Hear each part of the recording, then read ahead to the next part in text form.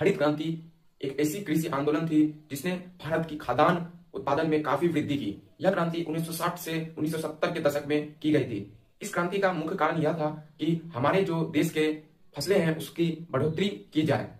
अकाल जैसी समस्याओं से निपटना जरूरी था। इस वजह से खेती की बढ़ोतरी के लिए हमें कुछ घटक चाहिए था, जैसे कि HYV किस्म की बीज, यानी कि HYV मतलब हाइब्रिड बीज चाहिए, जिसकी वजह से फसल की बढ़ोतरी हो।